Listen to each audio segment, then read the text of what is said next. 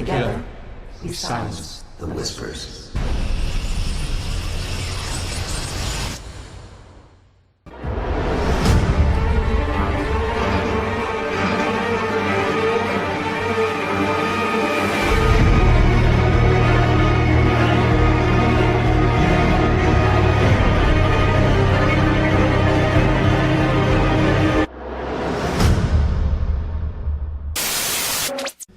Eh bien salut à tous et à toutes les amis, comment allez-vous? Bienvenue sur la chaîne de Sam Movie Show. Aujourd'hui, vas-y fais-toi plaisir. Aujourd'hui on se retrouve donc pour la vidéo réaction et la critique donc de ce trailer de cette deuxième partie de saison 10. On va voir un petit peu ensemble qu'est-ce qui nous attend dans cette bande-annonce. Voilà, tout à fait. Et par la suite je vais donc faire un débrief avec vous de ce que j'ai pu voir de ce trailer, de ce que j'ai pu constater et de quels sont mes avis et mes opinions de ce qui nous attend pour la suite de cette saison 10. Donc les amis, on va pas perdre plus de temps, on va directement lancer la bande-annonce. Est-ce qu'on va avoir des bonnes choses? Est-ce qu'on va être hypé pour la suite? La réponse les amis, c'est tout de suite.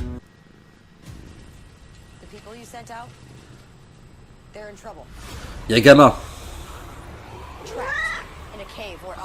Ouais, la grotte forcément. Ah, on va revoir Michonne. Ça c'est intéressant. C'est qui ça? C'est Beta ça. Ouais, c'est Beta.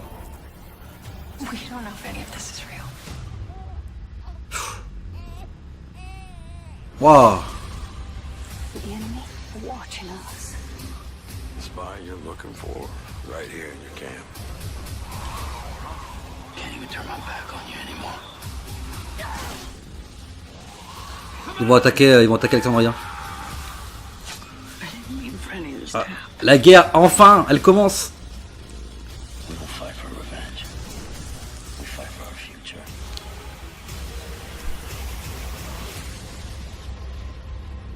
Rosita et Eugène ensemble, enfin. Bon, c'est court, mais il y a très bonne chose. Il y a très bonne chose à dire sur cet épisode, les amis. On fait le débrief tout de suite. Simba. Bon, mais voilà, les amis, fin de cette réaction au trailer. Bon, c'est très court, ça va très vite, donc j'ai pas vraiment le temps de beaucoup réagir à ce que je vois.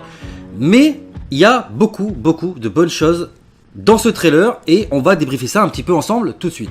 Alors contrairement à ce que beaucoup pensaient, bien évidemment ce qu'on a vu dans cette bande-annonce ne sera pas uniquement centré sur l'épisode 9. Il me paraît très peu probable au vu de tout ce que l'on voit dans ce trailer que tout ça va être mis en place dans un seul et unique épisode. Pour moi c'est clairement pas le cas, je pense que tout ce qu'on a vu là seront des extraits ni plus ni moins de ce qui nous attend dans les 8 prochains épisodes.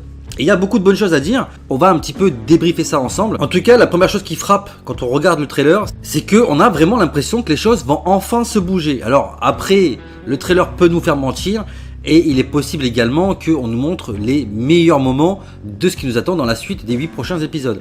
Mais moi encore une fois, je fais confiance à AMC, je fais confiance à Angela Kang, et je fais confiance à nos acteurs qui, jusqu'à présent, nous ont proposé probablement l'une des meilleures séries de tous les temps.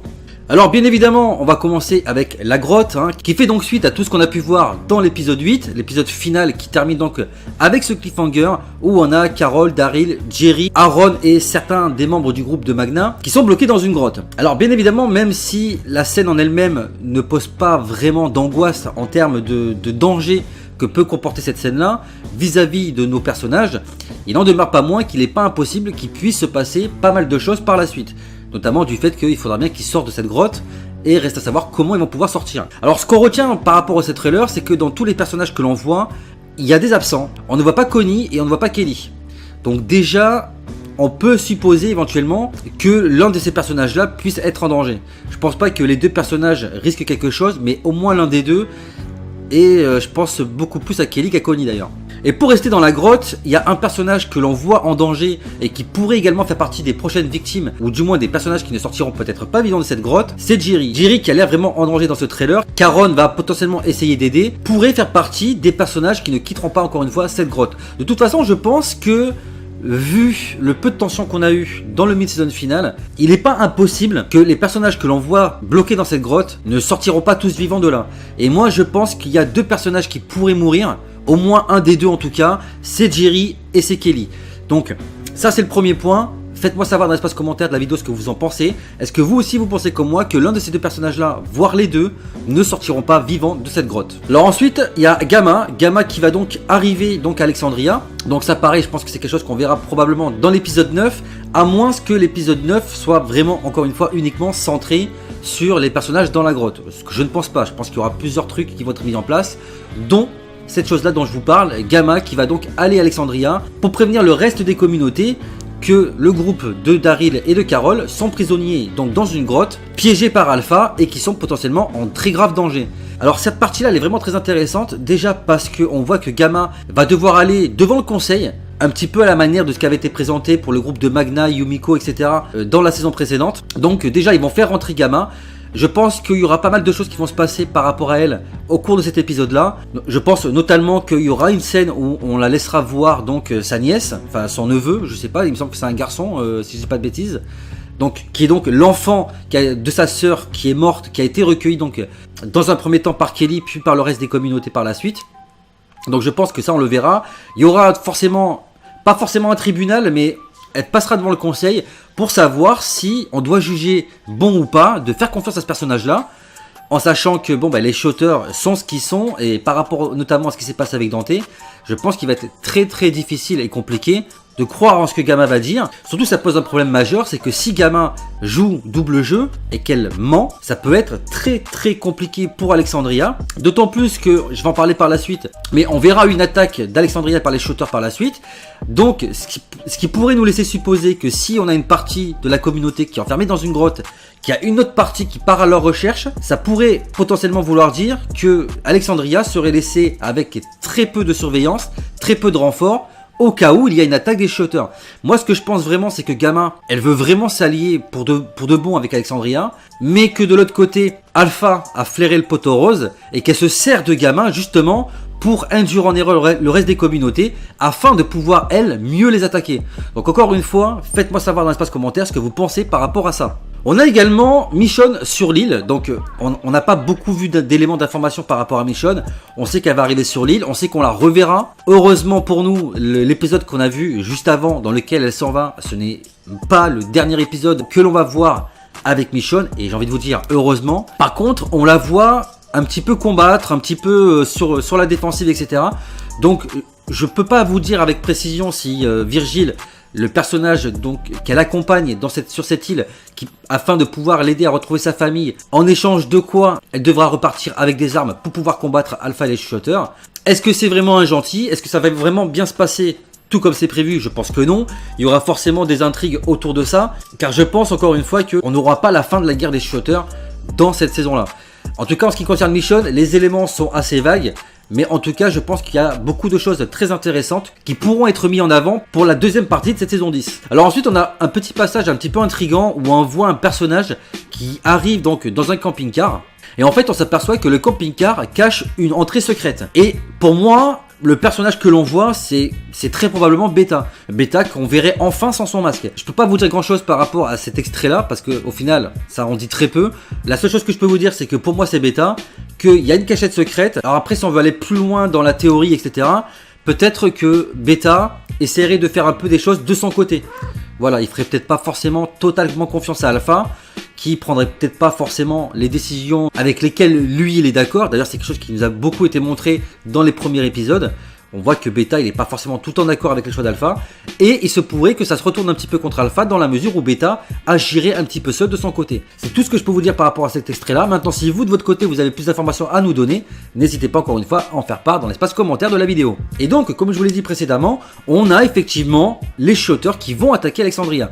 Reste à savoir dans quel contexte ça va être fait. Encore une fois, est-ce que Alpha va mener les shooters à l'attaque d'Alexandria en profitant du fait que certains sont encore bloqués dans la grotte, en profitant également possiblement du fait que certains pourraient être partis pour aider ceux qui sont bloqués dans la grotte, ce qui laisserait encore une fois Alexandria avec très peu de défense et très affaibli à la merci des shooters qui pourraient potentiellement faire de très très gros carnage au sein d'Alexandria. Surtout qu'on le voit, il y a deux scènes vraiment qui m'ont marqué où on voit d'ailleurs que Rosita, quand elle se retourne, elle voit qu'il y a un chuchoteur derrière elle. On entend le bébé crier, donc ça pourrait laisser supposer que Rosita est en danger, que son bébé l'est aussi. Rosita pourrait peut-être finalement finir par mourir.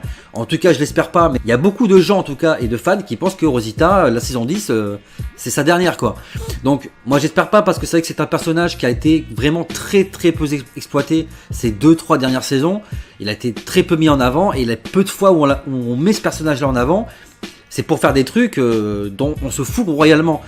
On rend un petit peu le personnage détestable, j'ai l'impression, pour rendre sa mort, on va dire, un peu moins violente ou choquante. Et moi ça me fait un peu peur, parce que Rosita pour moi fait partie des personnages qu'on devrait garder sous la main, parce qu'ils peuvent vraiment servir plus tard, et à condition de bien les utiliser bien évidemment. Et d'autre part, je pense que le chuchoteur qu'elle voit et qu'on voit dans le trailer, c'est pas une vision telle qu'aurait pu l'avoir Siddiq. Je pense que c'est vraiment un vrai chuchoteur, et d'ailleurs la suite du trailer me donne raison, dans la mesure où on voit vraiment qu'il y a une attaque qui se prépare au sein d'Alexandria. Alors ce qu'on sait, c'est que ils vont forcément finir par sortir de la grotte, parce qu'on voit Aaron. Alors reste à savoir si ça sera dans la même scène, ça c'est encore autre chose, ou est-ce que Alexandria subira plusieurs attaques. Je pense que de toute façon, s'ils sont en guerre, il y aura forcément plusieurs attaques. Ça va être un petit peu ce qui était le cas avec Negan, c'est-à-dire qu'on aura les chuchoteurs qui vont attaquer, Alexandria qui va contre-attaquer, puis eux qui vont revenir, etc. jusqu'au dénouement final. En tout cas, quoi qu'il en soit, on veut qu'il y ait de l'action, on veut qu'il y ait enfin une guerre, on veut qu'il se passe des trucs.